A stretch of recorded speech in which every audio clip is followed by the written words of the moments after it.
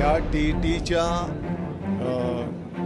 Paper फुटीच्या पाठीमागे जे कोण असेल त्यांच्या शोधाच्यासाठी SIT गठीत करण्यात आलेली आहे आणि या SITच्या माध्यमातून जे कोण दोषी असेल त्यांच्यावर त्या ठिकाणी कठोर कारवाई केली जाईल आणि येणाऱ्या काळामध्ये आवश्यकता पडली तर मकोका अंतर्गत सुद्धा यांच्यावर कारवाई केली जाईल.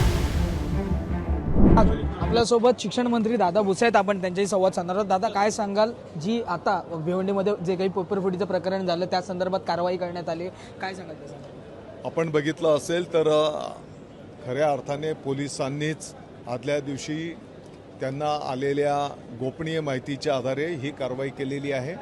त्या ठिकाणी 3 आरोपी मिळून आलेले आहेत.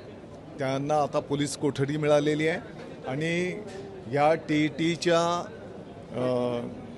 पेपरफुटीच्या पाठीमागे जे कोण असेल त्यांच्या शोधाच्यासाठी SIT गठीत करण्यात आलेली आहे आणि या SITच्या माध्यमातून जे कोण दोषी असेल त्यांच्यावर त्या ठिकाणी कठोर कारवाई केली जाईल आणि येणाऱ्या काळामध्ये आवश्यकता पडली तर मकोका अंतर्गत सुद्धा यांच्यावर कारवाई केली जाईल. मी सांगितलं होतं हे पेपर आग्रावरून छापून येतात, यामध्ये मोठी गोपनीयता असते. ह्या गोष्टी अशा सगळ्या असताना प्रशासकीय संपूर्ण ह्या चलनामधून ही कशा पद्धतीने पेपर फुटले गेले? नाही, मला वाटतं मी आता सगळा कशा पद्धतीने पेपर सेट केला जातो, कशा पद्धतीने गोपनीय पद्धतीने तो पाठवला जातो आणि ज्यांच्याकडे प्रिंटिंग केले जाते त्यांची जबाबदारी असते की त्या जिल्ह्यामध्ये तो पोचवणं. हे सगळं माहिती मी आता आपल्या या ठिकाणी दिलेली आहे. नीट पेपर प्रकरणामध्ये ज्यांनी पेपर सेट केला होता ते स्वतः त्यामध्ये काही इन्व्हॉल्व होते. तशा पद्धतीने जर इन्व्हॉल्वमेंट असेल ज्यांनी पेपर सेट केला त्यांची, तर त्यांच्यावरती कारवाई होणार आहे. बघा, SIT चौकशीमध्ये जे कोण आढळून येतील, जे कोण दोषी असतील त्यांच्यावर कठोर कारवाई केली जाईल आणि या संदर्भामध्ये शासन अतिशय गंभीर आहे.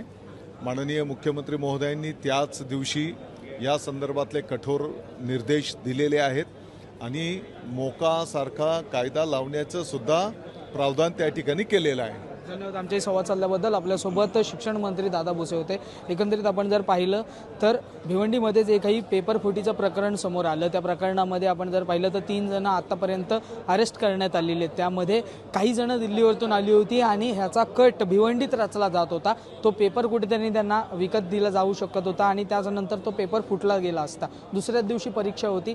खरं पाहिलं गेलं तर पेपर फुटतो ही गोष्ट केव्हा कळते, जेव्हा परीक्षेला विद्यार्थी बसतात आणि त्यावेळेस काही गोपनीय माहिती मिळते आणि तेव्हा समजतं की पेपर फुटला गेलाय. परंतु ही परीक्षा होण्याआधीच पेपर फुटल्यामुळे कुठेतरी केंद्रीय यंत्रणा असतील किंवा जी काही गोपनीयता असेल ती या ठिकाणी सुरक्षितपणे काम करते. शिक्षण मंत्र्यांची देखील त्या ठिकाणी गोपनीय माहिती जी आहे ती त्यांना मिळाली असं त्यांनी सांगितलं आहे. त्याचमुळे आता हे पाहणं फार महत्त्वाचं असणार आहे. SIT चौकशी या प्रकरणी लावलेली आहे, परंतु या प्रकरणामध्ये नेमकं कोण कोण अटकेत येणार आहे, पेपर सेट करतात ते देखील शिक्षकच असतात, त्यांचा याच्याशी काही संबंध आहे का? ज्या पद्धतीने मोठेगावकर क्लासेसमध्ये धाड पडली नीटच्या वेळी, त्याच पद्धतीने TETची पेपर संदर्भात नेमकं काय काय घडतं हे पाहणं देखील तितकंच महत्त्वाचं असणार आहे.